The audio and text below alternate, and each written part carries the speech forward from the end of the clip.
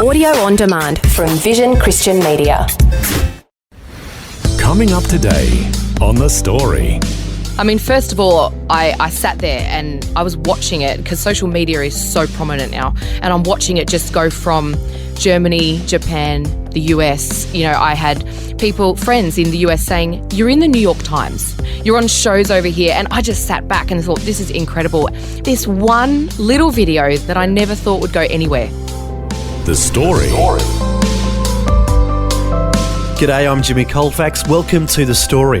Well, at Christmas time in 2017, a man walked up to a counter at the Melbourne airport, and out of the corner of his eye, he saw a flight attendant turn on a microphone to make what he thought would be a routine announcement. But to his astonishment, what he heard instead was a beautiful acapella rendition of a Christmas carol, to the delight of all who were there and to all who saw the video that went viral. It opened up some surprising opportunities for the singer airline employee, including an audition for The Voice TV program and a possible fairy tale ending. Today we'll hear Bethany Stagg's story and the surprising story behind her Christmas carol video. She's having a chat with Eric Scatterbo in our Melbourne studios. Welcome to the program, Bethany Stagg. Thank you, Eric. I'm so happy to be here. Glad to have you with us, and I just loved seeing that video, and I loved the expression on the guy's face. He had to do a double take, because, you know, you're not expecting that. No, not at all. I guess it may never have happened in a lounge before. And, you know, you see someone go up to a microphone, PAs happen all the time, you think you're going to hear just a generic airport announcement. And then a beautiful Christmas carol. Well, let's find out the story behind that. Sure. What led up to that? Singing has always been my number one passion. I love it. And joined with I would Christmas. imagine that you don't get a lot of opportunities Well, no. being a flight attendant. But No. actually, you're not a flight attendant. No, I'm not, and I will correct you there. Okay. I am guest services, so we look very similar. The uniform is exactly the same, but I do simply work on the ground. I don't fly. I get to keep my feet firmly on the ground. You're not serving coffee. I'm not. Okay. But although I'd be very happy if you walked into our lounge to offer you a coffee. Okay. So you're working there. It's Christmas I am. time. Yep, Christmas time, all different types of travellers, you know, and Christmas can be a tough time to travel. And I find Christmas a really emotional but quite a romantic time of year. And, you know, being a singer who loves singing, who loves Christmas, I thought, you know what, maybe I could just jump on the microphone. Maybe I could just do something really sweet for the travellers. Now, you had done this before. I'd done this before, but just for myself and for my friends. So we open in the lounge at 4:30. So we were there from about 4 o'clock and one of my fans there said, give us a song. Really? Yes. So I just kind of jumped on and, you know, no one else could hear it but our staff that were in there. And it was just a bit of fun. It was a really, really quick little song. But you knew you could do it. Well, I knew I could do it. And yes. there's a nice little echo. I mean, it There sounds is the nice. acoustics. Yeah. Yeah, it's got a beautiful echo. Any chance to have that, yeah.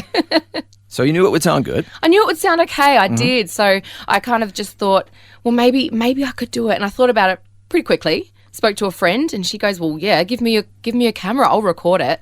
Yeah. And then because I do love my job and I love the lounge, I respect it. You'd probably like to keep the job. I'd like to keep the job, and I was coming very, very close to 10 years. Oh, okay. So very Yes. close. We're talking within a couple of days. Yeah. And so I thought, I'll just check with my manager. Probably a good idea. Good idea. Yeah. You know, and I mean, he didn't really know what to say. He was taken aback and he said, I don't know. And he goes, I'm going to put it on you. And I thought, well, I'm just going to do it then. It's not going to be a bad thing. I can do this respectfully. I love people in here. And so I just made the announcement. Okay, well, let's have a recreation. So I went to the mic and I just said, good morning, ladies and gentlemen. Here in the lounge, we'd like to wish you a safe and Merry Christmas. And then I just went into, have yourself a merry little Christmas. Let your heart be light. From now on, our troubles will be out of sight. So have yourself a merry little Christmas now. Fantastic. Oh, thank you. Oh, I just love that. And then meanwhile, Yes. in the background Yeah. is that guy. He's just, coming up there to get something at the Yep. counter. But you met him. I did. Later. I did. I was actually really, really hopeful that he would walk in. I mean, we have our regulars that come into the lounge, but we have infrequent travellers. So I didn't know if I was going to see him again. And it happened quite a number of months later. And he walked up and I thought, that's him, because I remember his name. I remembered his name very, very clearly. And I said to him, I'm so sorry that you had no control over what happened. And he said, I am an ex-rugby player. He was a big burly guy. And he said, I have never been given so much from my mates as I did from that video. He said, but honestly, it was great. Well, he was having a bad day. He said, yeah, he was. He'd come in from a really big flight. I think he came in from the UK. And he said, it genuinely was a really sweet little thing to witness after a really, really, really long trip. Yeah, I just love how he kind of gives a double take. I know. You're not expecting this to I even looked back on the video when it first happened. I thought, that could not have been better. That is just the best reaction. Yeah. And so, of course, it then goes viral. It did. And so he goes viral too. Yes, but he I gets know. a hard time from his He mates. did. I guess in that kind of rugby kind of culture, you don't expect to see this guy in a sweet little Christmas video in the background that he's meant to be this burly kind of guy. Yeah. So yeah. Yeah, that's great. Okay, so how did it go viral? What happened after you recorded it? So I am very private on my social media, and I was just going to post it for my close friends. And then I have a very good friend of mine that is actually an incredible musician as well, and he's got quite a few followers. And he just said, I'm going to post this. This is the best thing I've seen in a really long time. So he posted it, and I just thought, yeah, that's fine. I'm sure nothing will happen. And very quickly I had a email in my inbox saying from a journalist, hi, I'm a journalist. This is an incredible little thing. I'd love to, I think it would be a really good story for Christmas time. Yeah. Would you be interested? And I kind of just thought, I'm not sure, because of the gentleman that was in the background. I'm quite conscious of that. And I said to him, I'm going to have to check. I'll have to check with my my managers. So I did go to our public relations and I said to them, this is what's happened. And they quickly said, we'd like the journalist's name and the video. We need to see this. Sent it through. Within 10 minutes, I had a phone call back from our public affairs and she said, we want this. This is incredible. Because it's good PR for them. Well, absolutely. Yeah. And little did I know how big it was going to be. So, within 10 minutes, I had an interview lined up with this journalist that afternoon. It was a really quick 10-minute interview. He'd said to me, the story will be online that afternoon. I got sent through the link and it just blew up. Within 24 hours, I was able to see the real meaning of viral and where it can go. It was just worldwide. So you're getting phone calls from where? TVs. So I went on one of the morning news shows. Oh, wow. A few radio stations did contact me. It got quite overwhelming really, really quickly because I'd never had anything like that before. And luckily, my airline's public affairs actually became kind of like my own manager for about 48 hours, which was really good because I said to her, I am getting contacts from everywhere. And she said, you just come to me and we will orchestrate it. And it was really, really well done. Oh, wow. Yeah, because I wouldn't have known what to do. So they kind of put their official stamp of approval. They did, yeah. So it did become quite the airline was quite represented in it, which was great. Yeah. It's a great airline, and I've worked there for 11 years now, and it's, I still love it. But it was well done. It was kind of right place, right time, and everything just flowed. It just worked well. Okay. It goes viral. It does. Where does it all go? So from there, first of all, I sat there and I was watching it because social media is so prominent now. And I'm watching it just go from person to person and jump up on feeds. And I lost count of where it went. I lost count of how many people shared it. I knew that it had reached Germany, Japan, the US. I had friends in the US saying, you're in the New York Times. Really? He said, you're on shows over here. And I just sat back and thought, this is incredible. And just this one spontaneous one little video Christmas song that I never thought would go anywhere.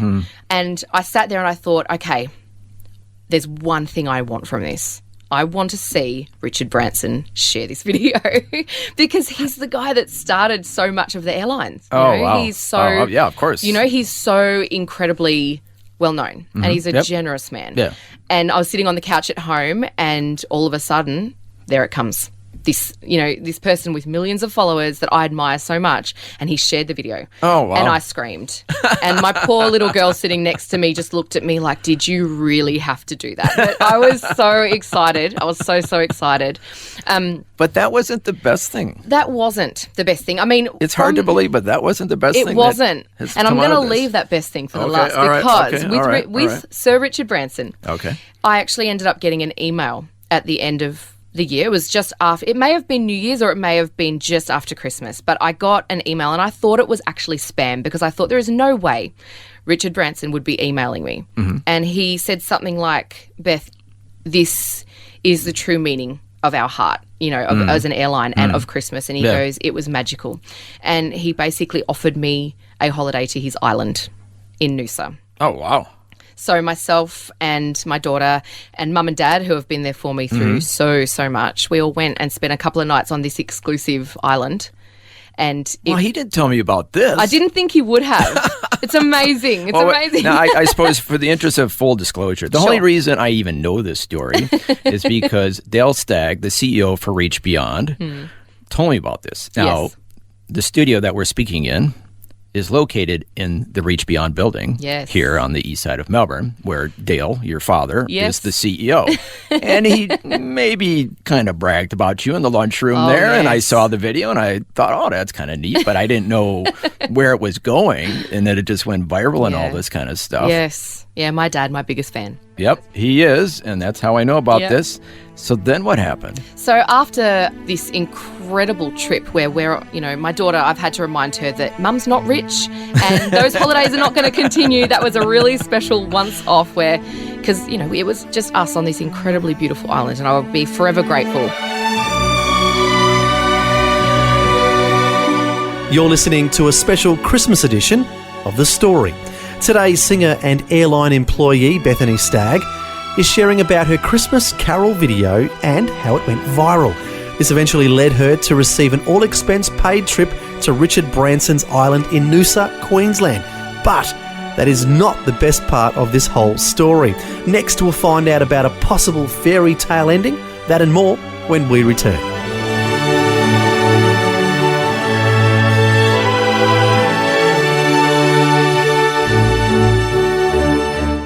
If this program has highlighted something you'd like prayer for, we'd love to pray for you. Call 1-800-PRAY-FOR-ME. That's 1-800-772-936. It's a free call. Or text 0401 132 888.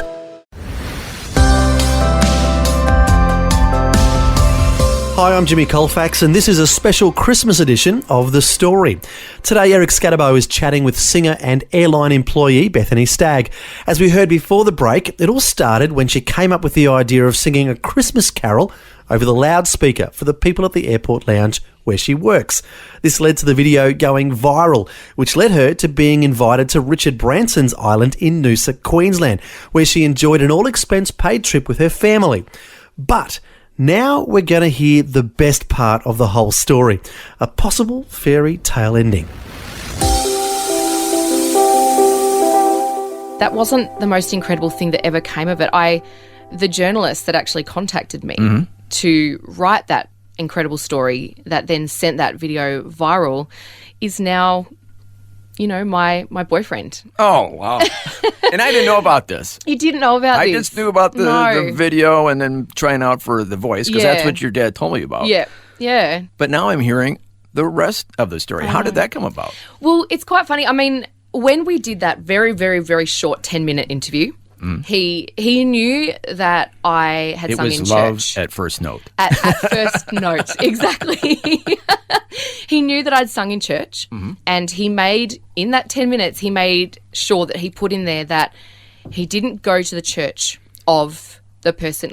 So my friend that shared that video is also goes to church, is also a Christian, and Aaron had followed him from seeing him doing a gig or singing in the street. And Aaron made note saying, "Now I don't go to his church, but I do go to church." So he just wanted me to be very aware. Know that. He wanted me to know that he did have faith. Okay. Okay. And so after it kind of blew over and it settled down a little bit, I was that person that first made contact, and I just said to him, I just want to thank you for seeing something in this little video. I said, nothing may come of it, but it has been incredible and I'm really thankful. And very quickly, he asked me out for a coffee. And the rest is history. That's how it starts. That's how it starts. Just a coffee. Wow. Who would have thought? I know. A little song in the lounge room there. Yeah. At the Melbourne airport. Yep. Wow, that is special. It is.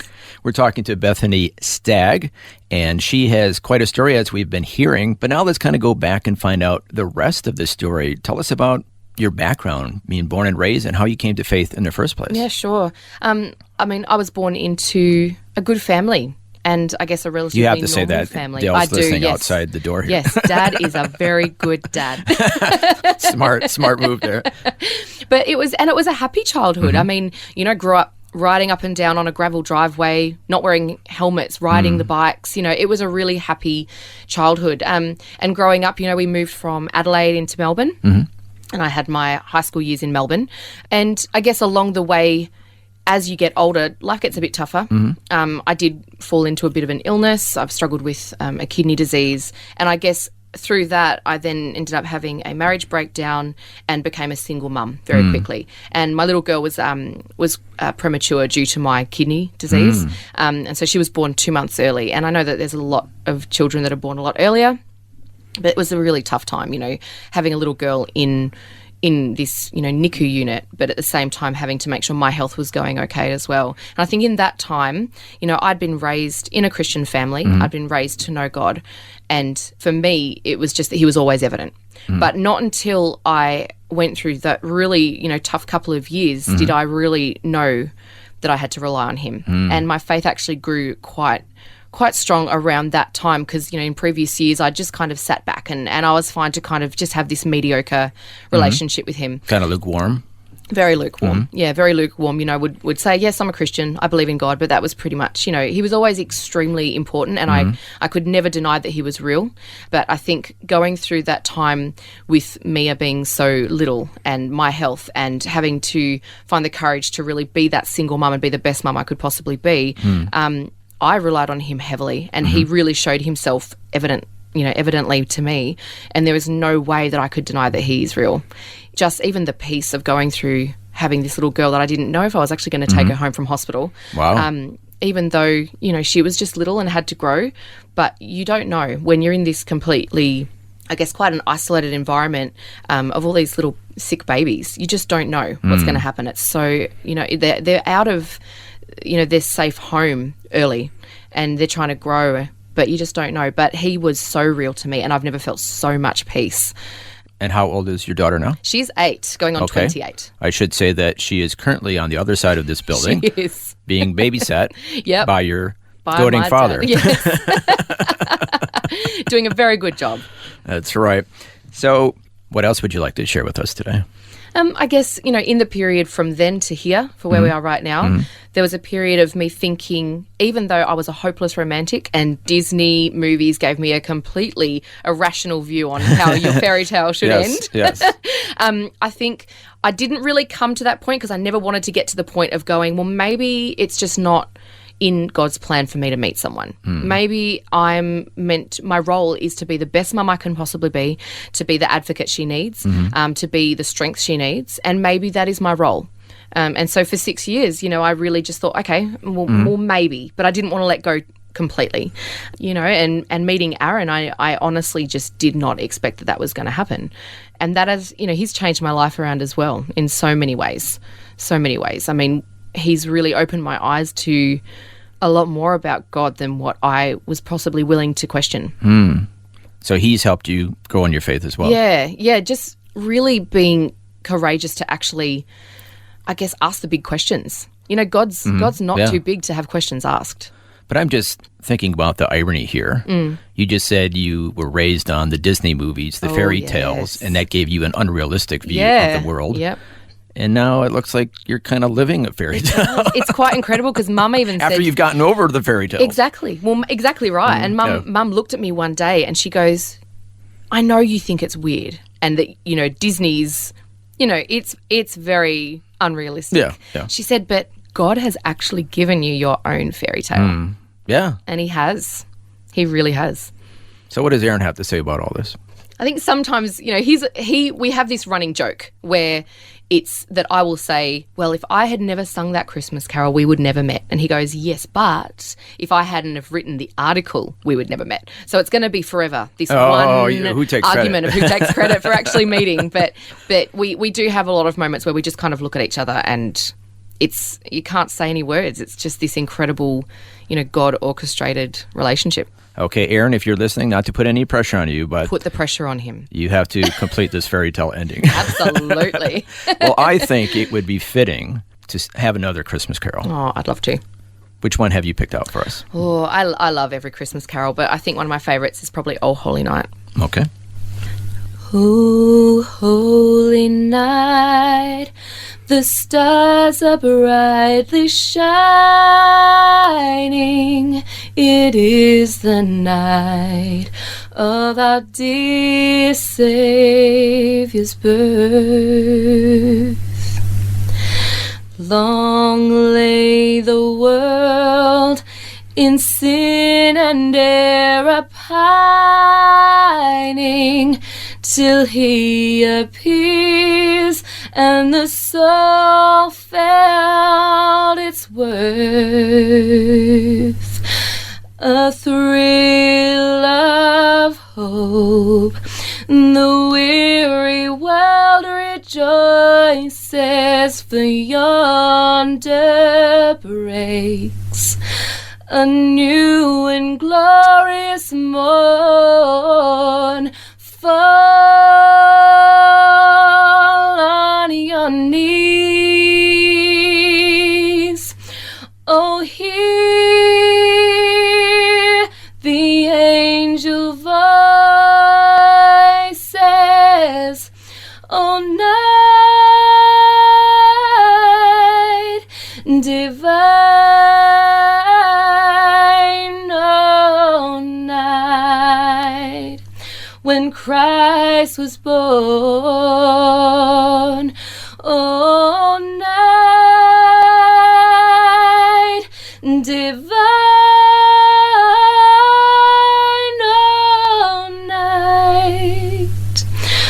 oh, night divine. Fantastic. Thanks. Well, are you going to sing again at the lounge? I mean, are they going to let you have a repeat performance? Well, it's a possibility. I mean, we're coming up to Christmas and I am working Christmas Eve and I do have guests often ask what's coming next. But I'm just not sure. I'm not sure if I can recreate something so incredible. It was a one-time thing. Amazing. It was so special. I really do think it was a really special one-time thing. Now, as far as your singing career goes, it also led to other opportunities to sing. Is that right? It did, yeah. I've really only ever known being in a worship team, which, to be honest, is probably my favourite. There's nothing like singing for the reason I was meant to sing. But yeah, I actually got contacted by one of the producers of The Voice, and they actually said that they'd seen the video and they just wanted to ask and give me the opportunity if I'd like to audition. So, I got to a certain point, but then they just, they kind of said, we won't take you any further this time, but, feel free to audition next year, which I probably won't, only because I just don't think those shows are for myself. I'd be much happier to be in a corner on a piano singing and just having people listening. I don't need the fame, but to be able to be paid and make a living from doing what you love would be my ultimate goal. Yeah, that'd be kind of nice. It would be, wouldn't it? Well, you didn't make The Voice. I didn't. But you did make Real Faith. Oh, yeah. So this is kind of a consolation prize. I'm more than happy with this one. Is that okay? Absolutely perfect. So what is the future for you singing? The future, I think, if anything, The Voice has probably given me a little bit more of just the go-ahead to really build up a repertoire of songs that I could easily sit down at any given moment, because I do play piano, and just start singing. Yes. Okay, if any record executives are listening today, you can contact us through Reach Beyond. Absolutely. Your dad would be happy to be your manager. Oh, I'm sure he would take that in a heartbeat. But I'm also, I really would like to be able to do both with the worship as well.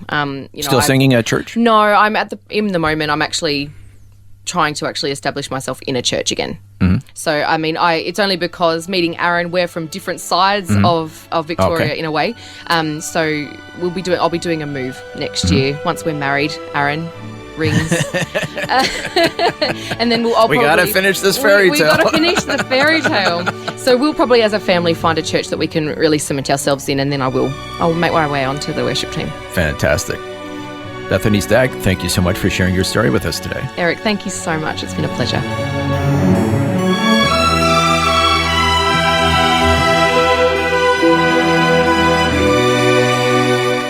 Well, what a special voice Bethany Stagg has. And it was a treat to hear her sing another Christmas carol. And this just in. Her father says she's just been contacted by Australia's Got Talent regarding possibly participating in their TV program. So we'll have to see what she decides to do about that. And as Eric mentioned earlier, her father is Dale Stagg, CEO of the international shortwave radio ministry, Reach Beyond. And he was also a recent guest here on The Story. If you'd like to contact Bethany regarding any singing opportunities, I'm sure her proud father would be happy to pass on her details if you contact him at reachbeyond.org.au. Finally, it was great to hear how Bethany is using her God-given talent and how she took a little risk by singing that carol at the airport lounge where she works.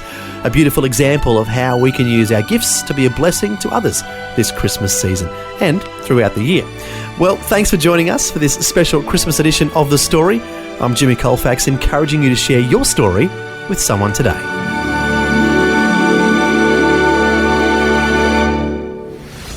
Next time on The Story. It would have been probably 6 months before I'd met Aaron, and I was really comfortable with the idea that it wasn't going to happen, or that it may not ever happen. And so when I met him, I didn't get overworked about it. I just thought this guy seemed really lovely and I'd love to get to know him, but I didn't go too many steps forward, which is unlike me because, in most things in life, I go too many steps forward. You watch a lot of Hallmark Christmas movies. Let's just be honest. Don't we love the idea of a fairy tale, though? A few years ago on the program at Christmas time, we spoke with the singing flight attendant, who was known then as Bethany Stagg. She has achieved worldwide fame when a video of her singing a Christmas carol in an airport lounge went viral. She joins us again to share the real-life fairy tale ending to her story. That's coming up next time. The Story. Just another way Vision is connecting faith to life. Thanks for taking time to listen to this audio on demand from Vision Christian Media. To find out more about us, go to vision.org.au.